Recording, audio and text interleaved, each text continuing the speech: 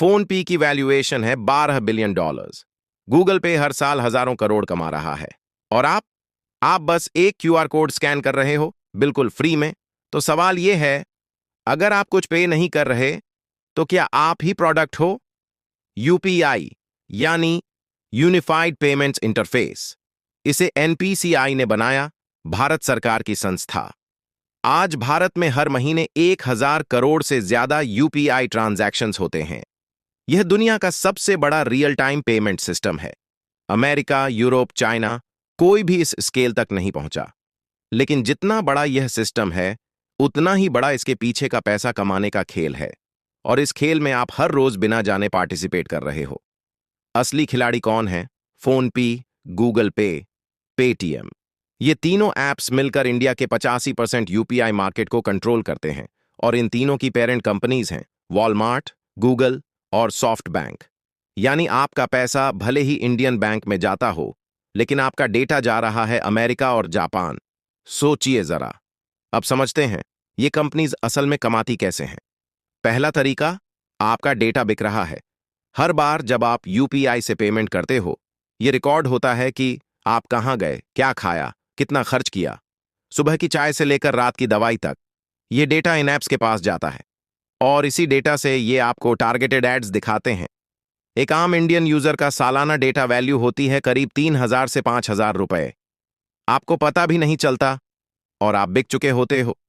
दूसरा तरीका, मर्चेंट से वसूली।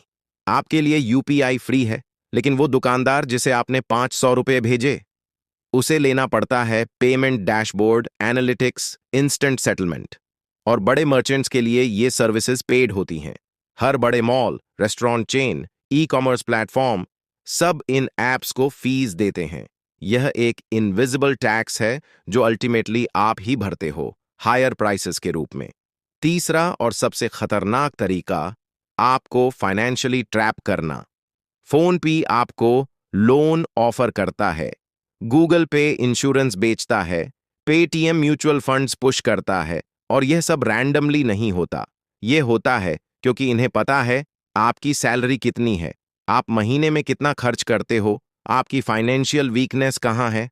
2023 में फोनपे ने अपने लैंडिंग बिजनेस से कमाए 2,000 करोड़ से ज्यादा, सिर्फ इसलिए क्योंकि उन्हें आपकी स्पेंडिंग हैबिट्स पता थीं। अब एक और सच जो कोई नहीं बताता, एनपीसीआई जिसने यूपीआई बनाया, वो टेक्निकली एक नॉट फॉर प्रॉफिट संस्था है। यानी वो डायरेक्टली पैसे नहीं कमाती। लेकिन एनपीसीआई के शेयर होल्डर्स कौन हैं? एसबीआई, एचडीएफसी, आईसीआईसीआई, एक्सिस, यानी वही बैंक्स जो हर यूपीआई ट्रांजैक्शन का डेटा एक्सेस करती हैं। और इसी डेटा से वो आपको क्रेडिट कार्ड्स, लोन्स और इंश्योरेंस बेचती हैं। सिस्टम फ्री है, लेकिन सिस्टम के मालिक वो बहुत अमीर हो रहे हैं। तो अगली बार जब आप क्यूआर कोड स्कैन करो, याद रखना, उस एक ट्रांजैक्शन में 4 से 5 कंपनीज आपके बारे में कुछ न कुछ सीख रही हैं। आप कस्टमर नहीं हो, आप डेटा पॉइंट हो, एक बहुत बड़े, बहुत प्रॉफिटेबल गेम का। और सबसे डरावनी बात, आपने इसके लिए खुद परमिशन दी थी। वो टर्म्स एंड कंडीशंस जो आपने बिना पढ़े एक्सेप्ट की थी, उसी में लिखा था सब कुछ। यूपीआई ने इंडिया को बदला, यह सच है। लेकिन इस बदलाव की कीमत आपकी प्राइवेसी, आपका डेटा और आपकी फाइनेंशियल फ्रीडम है। ऐसे ही हिडन मनी गेम्स को एक्सपोज करते रहने के लिए चैनल सब्सक्राइब करो, बेल आइकॉन दबाओ।